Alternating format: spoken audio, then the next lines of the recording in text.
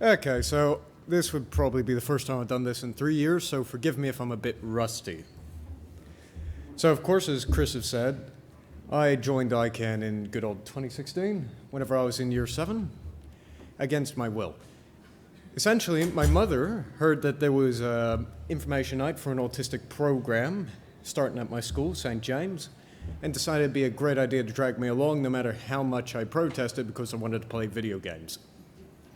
Because at this point in my life, all I wanted to do was play video games, have chats with friends, and do schoolwork only when required, instead of skipping out on video games to do something I thought I would never be coming back to. So subsequently I joined I CAN after meeting Chris, chatting with him, enjoying the night, and met a bunch of fellas. Over there, you can see quite a few of them in the black blazers. Of course, not all of them. Sadly, I was stuck behind Jack Dare's head, so you can't even see my face. But it's the only photo I have from 2016 where I don't look like an idiot. In terms of what the program did for me, it provided a bit of a sense of belonging. It allowed me to understand that I wasn't the only autistic kid in school. Well, me and Jackson. Jackson was the only autistic fellow I knew other than myself. And subsequently, I showed up to the 2016 Expo, which is where I had my first major opportunity revealed to myself, which is public speaking.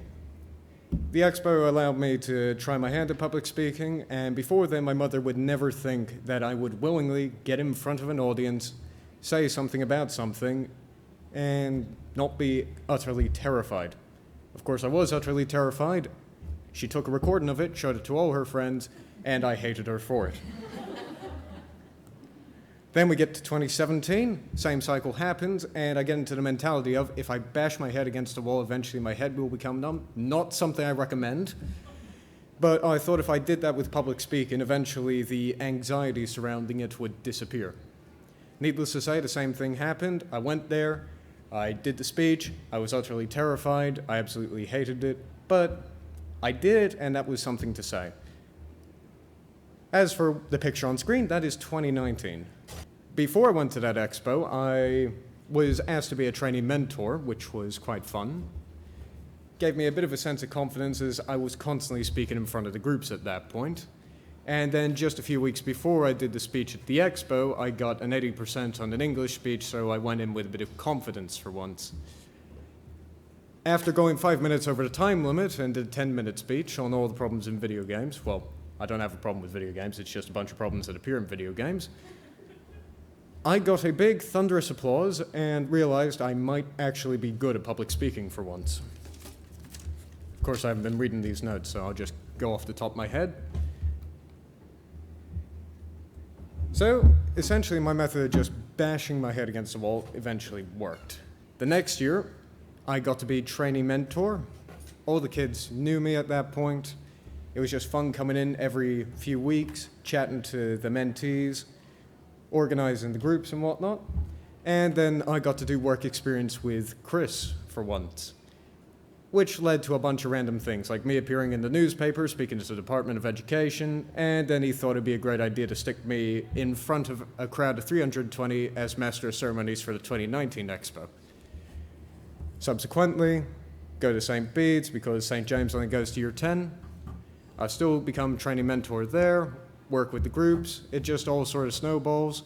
I become a mentor after I get out of St. Bede's last year, and subsequently it's just provided me with an excellent opportunity to watch a bunch of kids grow. Like, let's see, this year I was working at a couple of schools, and you'd watch a bunch of kids who show up. Initially they're shy, they're awkward, they don't like engaging with the group. By the end of it, you just see them pull miraculous stunts, like there's this one kid, I'll refer to him as Bill, won't reveal anything.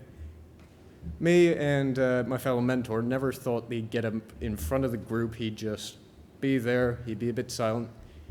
A couple sessions in, he got in front of the group and did a speech on something that he wanted to talk about, and it shocked everyone, including the teachers that were there. So pretty much this is just what I can do for people. It's what it did for me.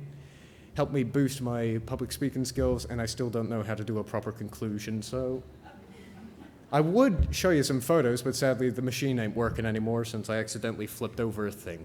So that's pretty much it. Hope you enjoyed listening to me ramble for about a good 5 minutes.